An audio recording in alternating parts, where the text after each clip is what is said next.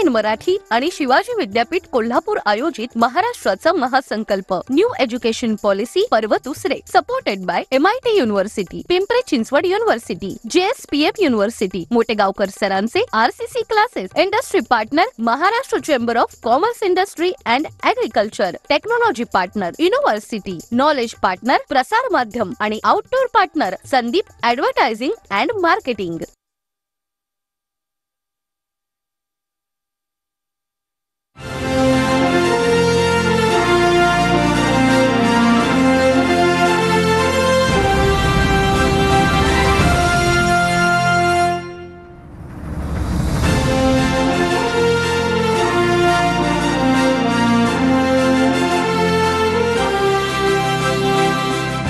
नमस्कार, मी सौरभ कोरटकर। नमस्कार, मी रुशाली यादव सार। TV9 मराठी आणि शिवाजी विद्यापीठ कोल्हापूर आयोजित महाराष्ट्राचा महासंकल्प न्यू एज्युकेशन पॉलिसी पर्व दुसरे, supported by MIT university, Pimpri Chinchwad university, JSPM university, Motegaonkar सरांचे RCC classes, industry partner Maharashtra chamber of commerce industry and agriculture, technology partner university, knowledge partner प्रसार माध्यम आणि outdoor partner Sandeep advertising and marketing या कार्यक्रमात आपल्या सर्वांचं स्वागत। या तिसऱ्या सत्रामध्ये आपण विस्ताराने चर्चा करणार आहोत आणि आता आपले पुढचे मार्गदर्शक आहेत ते म्हणजे मनीष पाटील।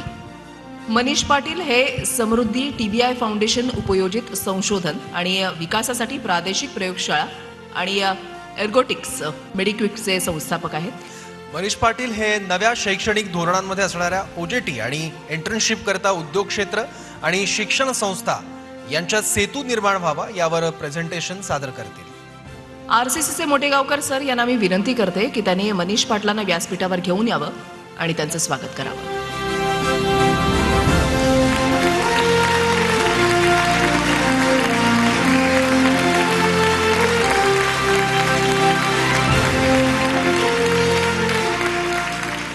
बऱ्याच मान्यवरांनी NEP 2020 त्यातले बारकावे, त्यातल्या अपेक्षा याच्याबद्दल बरंचसं डिस्कशन केलं। तर मी इथे महाराष्ट्र चेंबर ऑफ कॉमर्स, जी महाराष्ट्रातली अग्रगण्य इंडस्ट्री बॉडी आहे, माननीय श्री ललित गांधी हे त्याचे अध्यक्ष आहेत आणि त्यांच्या अध्यक्षतेखाली आम्ही एक छोटासा प्रयत्न इथे केला आणि त्या प्रयत्नाचं डेमॉन्स्ट्रेशन देण्यासाठी मी इथे उभा आहे आणि मला खात्री आहे की हे प्रेझेंटेशन संपल्यानंतर ज्या काही शिक्षण क्षेत्रातल्या तज्ज्ञांनी, मान्यवरांनी ज्या काही अपेक्षा व्यक्त केल्या त्या अपेक्षा पूर्ण करण्याची क्षमता या मॉडेलमध्ये आहे असं मला वाटतं। तर मी सुरुवात करतो। ॲक्च्युली हे जे काही मॉडेल आहे त्याला आम्ही युनिव्हर्सिटीच्या माध्यमातून इम्प्लिमेंट करतो। तर industry, institute, mentor, student, incubation आणि इन्व्हेस्टर या सर्वांना जोडणार हे मॉडेल आहे आणि या मॉडेलची जी फिलॉसॉफी आहे ती फिलॉसॉफी या रिप्रेझेंट याच्यावरून होईल। आपण एक समाजातले घटक आहोत आणि या समाजातले घटक म्हणून आपल्याला नेहमीच आपल्या समस्या, चॅलेंजेस, नीड्स, प्रॉब्लेम्स असतात आणि उद्योग काय करतो तर या समस्या सोडवण्यासाठीचा प्रयत्न म्हणून त्याच्यातून प्रॉडक्ट्स आणि सर्व्हिसेस निर्माण करतो। परंतु हे निर्माण करत असताना त्याला लागणारं कुशल मनुष्यबळ हे मात्र शिक्षण संस्थेकडून येतं आणि हे करत असताना त्याला लागणारे मेंटर्स आहेत, इन्व्हेस्टर्स आहेत, इन्क्युबेटर्स आहेत, यांचा सहभाग असल्याशिवाय ही सर्व ॲक्टिव्हिटी कंप्लीट नाही होऊ शकत।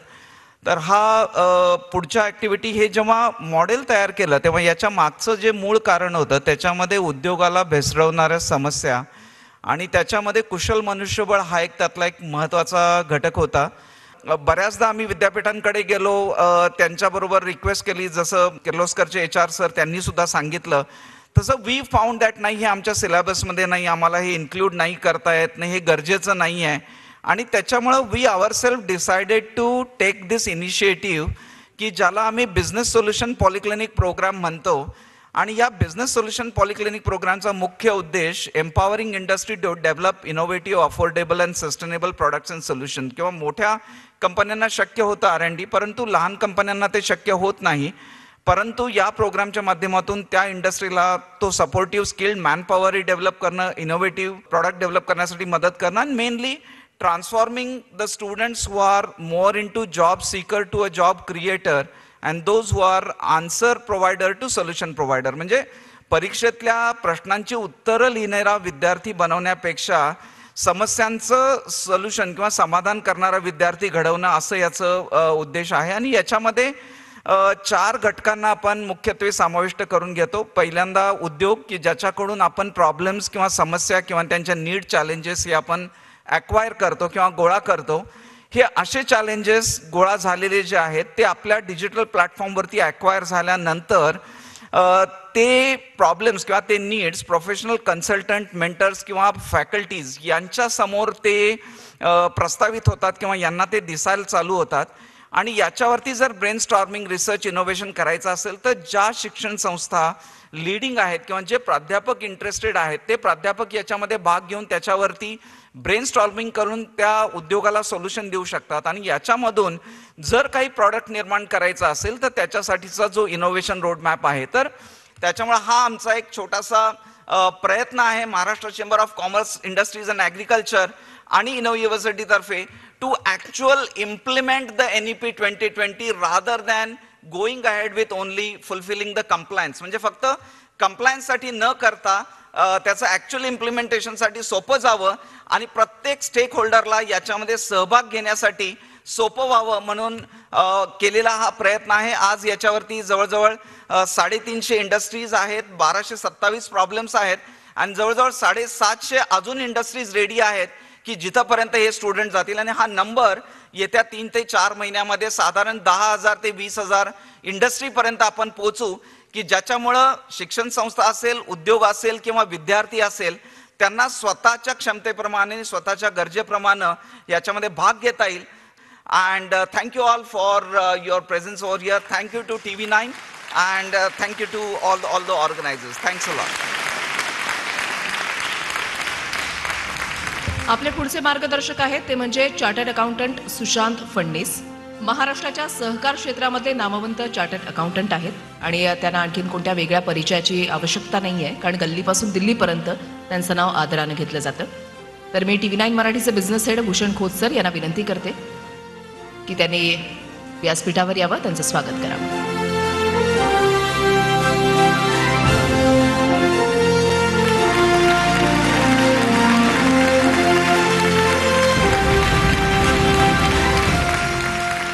इतकी कागदपत्र आणि इतका सगळा डेटा तुम्ही आणलाय. मग पहिला प्रश्न इथूनच मी सुरू करतो की रोजगार आणि स्वयंरोजगाराची महाराष्ट्रातली नेमकी स्थिती काय, अगदी आकडेवारी सहित सांगितलं तरी चालेल. मला तुम्हाला सांगायला अभिमान वाटतो की महाराष्ट्र हा हायेस्ट स्किल फोर्स आहे इंडियामध्ये. महाराष्ट्र एवढा स्किल फोर्स अख्ख्या भारतामध्ये दुसऱ्या कुठल्याही स्टेटमध्ये नाही आहे. आणि प्रामुख्याने हा स्किल फोर्स जो महाराष्ट्रामध्ये हे करतो त्याच्यामध्ये मॅन्युफॅक्चरिंग सेक्टर हा सगळ्यात मोठा पार्ट आहे. मॅन्युफॅक्चरिंग, IT आणि फायनान्स ह्याच्यामध्ये आपण अग्रस्थानी आहे आणि ज्याच्यामुळे आपण इतर राज्यांना मागं टाकतो. आता महाराष्ट्र हा biggest economy contributing to India GDP आहे. 35.27 लाख कोटी हा GDP महाराष्ट्र एकटा कॉन्ट्रीब्यूट करतो. आणि हे कॉन्ट्रीब्यूट करत असताना मॅन्युफॅक्चरिंग सेक्टर ज्याच्यामध्ये ऑटोमोबाईल आहे, कॅपिटल गुड्स आहे, फूड प्रोसेसिंग आहे, केमिकल्स आहे, हे 50% कॉन्ट्रीब्यूट करते टोटल GDPच्या. आणि यासाठी महाराष्ट्र शासनाने 289 इंडस्ट्रियल कॉम्प्लेक्सेस केलेले आहेत आणि ज्यासाठी 66,273.82 हेक्टर जागा दिलेली आहे.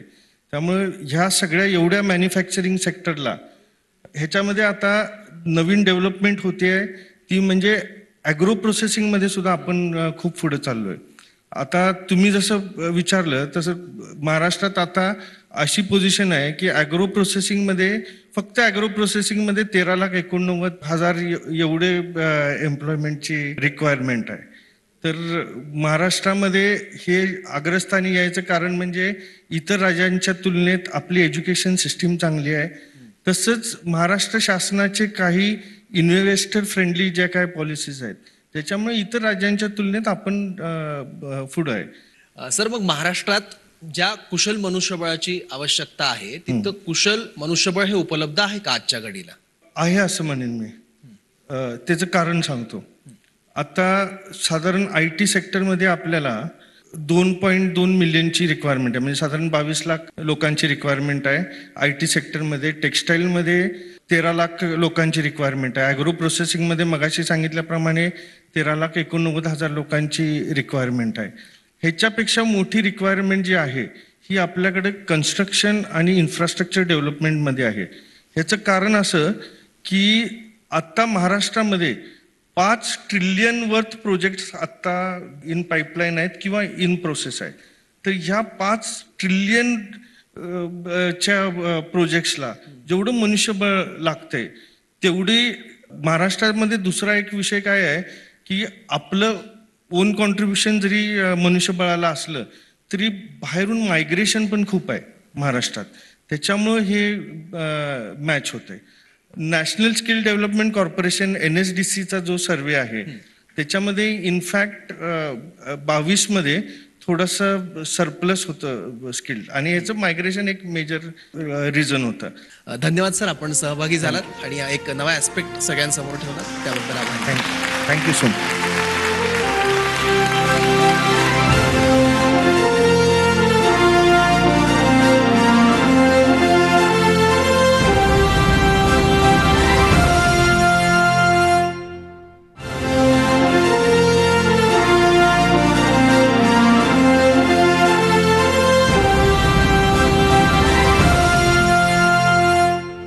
आता मी TV9 मराठीचे business head Bhushan Khot sir यांना विनंती करते की त्यांनी RCCचे संस्थापक संचालक प्राध्यापक शिवराज मोठीगावकर सर यांना व्यासपीठावर घेऊन यावं, त्यांना सन्मानित करावं.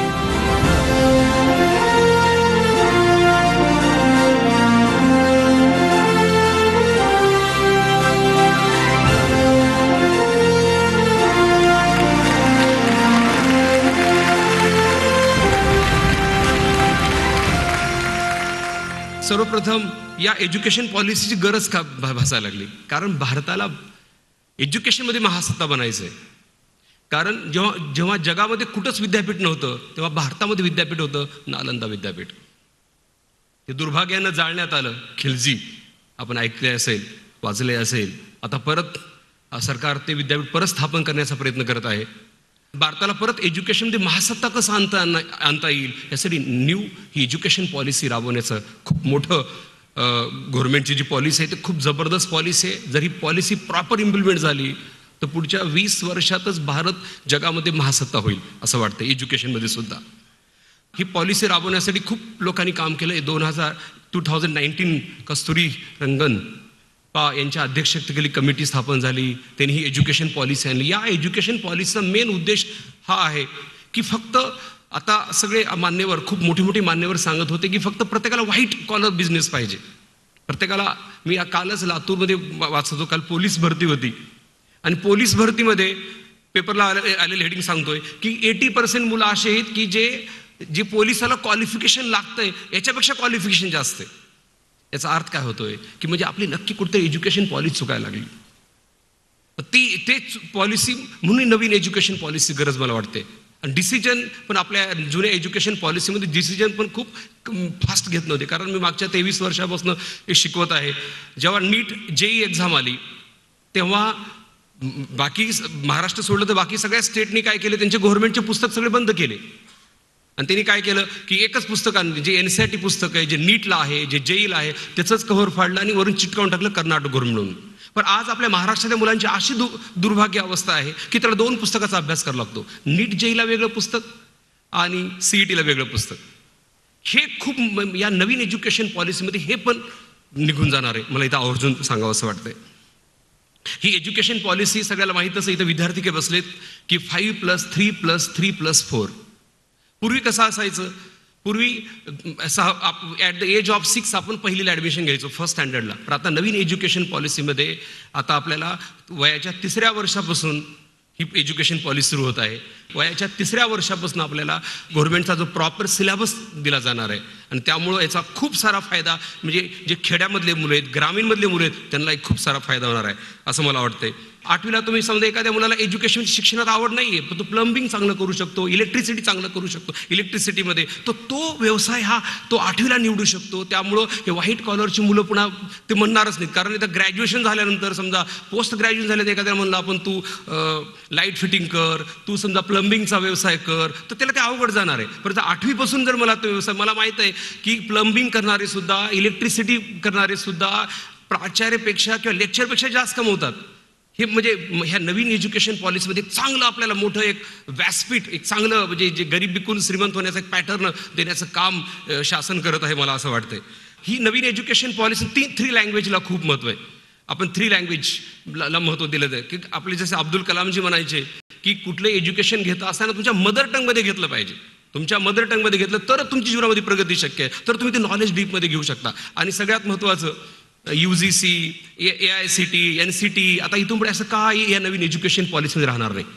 सगळं गव्हर्नमेंट हे सगळे एकत्र आणण्याचा प्रयत्न करतोय. गव्हर्नमेंट एकच की हायर एज्युकेशन काउन्सिल म्हणजे समजा एखाद्याला कॉलेजची मान्यता, इंजिनिअरिंग कॉलेजची मान्यता घ्यायची असेल किंवा कुठल्या ग्रॅज्युएशन पोस्ट, तर एकाच ठिकाणी फॉर्म भरला की त्याला सगळ्या मान्यता मिळतील. तर ही एज्युकेशन पॉलिसी खूप महत्त्वाची. सगळ्यात महत्त्वाचं की आपण काही विद्यार्थी खूप टॅलेंटेड असतात, पण ते गव्हर्नमेंट जॉब पाहिजे, मला गव्हर्नमेंट जॉब पाहिजे, 8 तास धरत असतात. पण मला असं वाटतं ह्या नवीन एज्युकेशन पॉलिसीमध्ये की पैसे कमावून जे गोष्टी देतात त्याच्याकडे पण जास्त एम्फेसिस होणार आहे. सगळ्यात महत्त्वाचं आता पहिलं जसं मी BSc केलो, MSc केलो, BSc केलं की त्याला वेगळा जॉब मिळायचा, MSc केला असेल तर त्याला थोडं वरी पाहिलं जायचं, पण सेट नेट गेट पास झालास त्याला वरचा दर्जा त्याला मिळायचा. पण या नवीन एज्युकेशन पॉलिसीमध्ये समजा एखादी गरीब विद्यार्थी त्याला पॉईंट्स ग्रेड सिस्टीम मिळणार आहे. त्याला मग त्याला समजा तो BSc फर्स्ट इयर झाला तर त्याला वेगळं सर्टिफिकेट मिळेल. पहिलं असं BSc फर्स्ट इयर झाला सर्टिफिकेट मिळत नव्हतं, आता इथून पुढे सर्टिफिकेट मिळणार आहे. मग तो विद्यार्थी तो जीवनामध्ये समजा काही कारणामुळे शिकू शकला नसेल, कारण मी कोचिंग क्षेत्रामध्ये काम करतोय, एज्युकेशन क्षेत्रात पवित्र क्षेत्रामध्ये काम करतोय, खूप विदारक अवस्था आहे. सगळ्यात विदारक अवस्था कुठं असेल तर मला वाटतं खेड्यामध्ये. आज आपण सगळ्यात विदारक म्हणजे इतकी बिकट अवस्था असते, अक्षरशः विद्यार्थी आमच्याकडे ज्यावेळेस येतात, काही विद्यार्थी रिडिंग रूममध्ये राहतात, काही विद्यार्थी एक टाइमची मेस लावून अभ्यास करतात. तर मला असं वाटतंय ह्या एज्युकेशन पॉलिसीमुळे त्यांना एक अमृत मिळाल्यासारखं, फक्त याचं प्रॉपर इम्प्लिमेंटेशन झालं पाहिजे.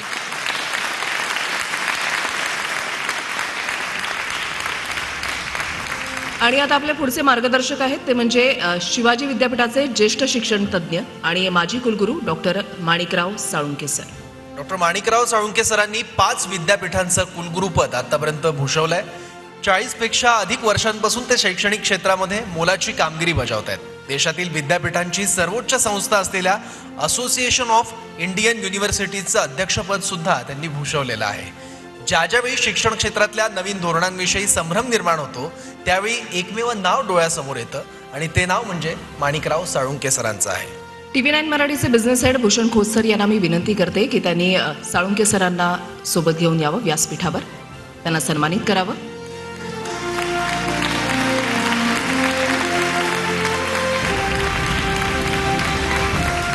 लोकांनी खरं बऱ्याच गोष्टी सांगितलेल्या असताना मी असं सांगत असताना मला एक मॅकेन्झीच्या रिपोर्टमध्ये काय म्हटलेलं आहे, भारतातील शिक्षण पद्धती आपण कितीही सांगत असलो तर काही चांगली मुलं चांगलं करतात, अमेरिकेला जातात, अमुक ठिकाणी अमुक केलं जातं असं म्हटलं जातं, पण भारतातली शिक्षण पद्धती ही चांगली समजली जात नाही, ती 3ऱ्या पायरीवर ठेवलेली आहे. असं का? कारण त्यांनी त्याचा अभ्यास केल्यानंतर असं सांगितलेलं आहे की भारतातल्या शिक्षण पद्धतीमध्ये फक्त माहिती दिली जाते. त्याच्यापेक्षा चांगली शिक्षण पद्धती म्हणजे जगभरातल्या सगळ्या देशांचा अभ्यास केलेला आहे, त्याच्यापेक्षा चांगली पद्धत कुठली? जपान, कोरिया या देशामध्ये, चायना या देशामध्ये माहिती बरोबर कौशल्य दिलं जातं. आणि आपला आजचा हा महाराष्ट्राचा महासंकल्पावर आपण कौशल्यावर विचार करतो आहोत. आता माहिती बरोबर कौशल्य हे सुद्धा जग बदलून टाकणारं कौशल्य एज्युकेशनमध्ये नाही आहे, त्यामुळं त्याला 3ऱ्या पातळीवरचं समजलं जातं. त्याच्यापेक्षा उच्च पातळी ही काही देशांची आहे आणि त्या पातळीमध्ये माहिती, कौशल्य आणि 3रं इनोव्हेशन, नाविन्यपूर्णता असल्याशिवाय त्या शिक्षणाला कसलंही महत्त्व नाही. आणि ती पद्धत त्यामुळं सगळ्यांचा ओढा हा या देशाकडे होतो. फिनलंड आहे, ऑस्ट्रिया आहे, त्या ठिकाणच्या काही चांगले असे देश आहेत की ज्या ठिकाणी सगळा शिक्षणाचा खर्च सरकार उचलतं आणि त्यामुळं तिथं शिक्षण पद्धती चांगली होते. आपल्या शिक्षण पद्धतीमध्ये काय केलं जातं की कंपार्टमेंटलायझेशन. म्हणजे काय केले की मी हा प्रश्न त्यांना विचारला होता की एज्युकेशन मिनिस्ट्री आणि स्किल डेव्हलपमेंट मिनिस्ट्री वेगळी केली आहे. आता स्किल डेव्हलपमेंट मिनिस्ट्रीला जे सगळे काही फंड्स आहेत ते सगळे फंड्स हे स्किल डेव्हलपमेंट मिनिस्ट्रीला देण्यात आलेत आणि या ठिकाणी स्किल शिकवायची जबाबदारी मात्र एज्युकेशनला देण्यात आली. ही वस्तू मला खरोखर आज शासनाचे प्रतिनिधी इथं असते तर मला त्यांना विचारायचं होतं की हे आपण ही जी जबाबदारी. आणि आता विद्यापीठामध्ये नवीन आकृतीबंध लागू केलाय. खरं तर पंतप्रधानांनी एका वाक्यामध्ये या पॉलिसीचं वर्णन अगदी वेगळ्या पद्धतीने केलं होतं. कुठल्या पद्धतीनं? त्यांनी एका वाक्यात सांगितलं व्हॉट टू थिंक. आता आपण अगदी फिक्स एक पद्धतीनं त्या मुलाला शिकवतो. हे असंच करायचं आहे की या ठिकाणी आपली जी शिकवण्याची पद्धत आहे व्हॉट, पण त्याच्याऐवजी हाऊ टू थिंक हे न्यू एज्युकेशन पॉलिसीमध्ये करणं गरजेचं आहे. हाऊ टू थिंक म्हणजे वेगवेगळ्या पद्धतीनं विचार करणं गरजेचं आहे. आणि हे करण्यासाठी पहिला प्रश्न माझा आहे की शिक्षकांना विद्यार्थ्यांना प्रशिक्षित केलंय का? वेज ऑफ वर्किंग बदलणार आहे. International labour ways of working अगदी जॉब आहेत. मी सुद्धा बरं का पूर्वी माझं आता एक्झॅक्टली माझं त्या ऑथरचं नाव मी विसरलो. त्यांनी पूर्वी पुस्तक लिहिलेलं आहे की इथून पुढं जीवनामध्ये माणसाचा जो स्पॅन 30-40 वर्षाचा वर्किंग असेल त्या स्पॅनमध्ये तो कमीत कमी 5 नोकऱ्या करेल. आणि हे 5 नोकऱ्या म्हणजे 5 वेगळ्या ऑर्गनायझेशनमध्ये, म्हणजे एवढं त्या विद्यार्थ्यामध्ये अडॉप्टेबिलिटी हे करण्याची तरतूद या न्यू एज्युकेशन पॉलिसीनं हे अपेक्षित केलेलं आहे. पण त्या पद्धतीचं शिक्षकांना आपण ट्रेनिंग देतोय का? हे एक ट्रायपॉड आहे. ट्रायपॉड म्हणजे गव्हर्नमेंट, इंडस्ट्री आणि हे. आता नॉलेज इकॉनॉमी येत असताना मुलं नॉलेज क्रिएटर जर व्हायचे असतील तर त्यांना वेगळ्या पद्धतीचं शिक्षण हे फक्त नव्या एज्युकेशन पॉलिसीमार्फत दिलं जातं. फक्त ते शक्य आहे जर गव्हर्नमेंटनं मनात आणलं तर हे सगळी सिस्टीम आपल्याला पूर्णपणे बदलली तरच ही गोष्ट शक्य आहे. नाहीतर फक्त आपण रिपोर्ट तयार करण्याचं काम करू असं मला वाटतं. मी TV9चं परत एकदा मनापासून कौतुक करतो.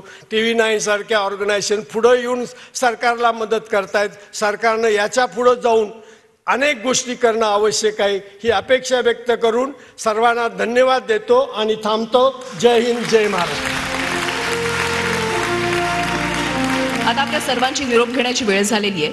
TV9 मराठी आणि शिवाजी विद्यापीठ कोल्हापूर आयोजित महाराष्ट्राचा महासंकल्प न्यू एज्युकेशन पॉलिसी पर्व दुसरे, supported by MIT university, Pimpri Chinchwad university, JSPM university, Motegaonkar सरांचे RCC classes, industry partner Maharashtra chamber of commerce, industry and agriculture, technology partner university, knowledge partner प्रसार माध्यम आणि outdoor partner Sandeep advertising and marketing. या कार्यक्रमासाठी आपण सर्वांनी आपला अमूल्य वेळ दिला त्यासाठी मनापासून आपल्या सगळ्यांचे आभार. आणि या कार्यक्रमात इथेच थांबतोय. नमस्कार.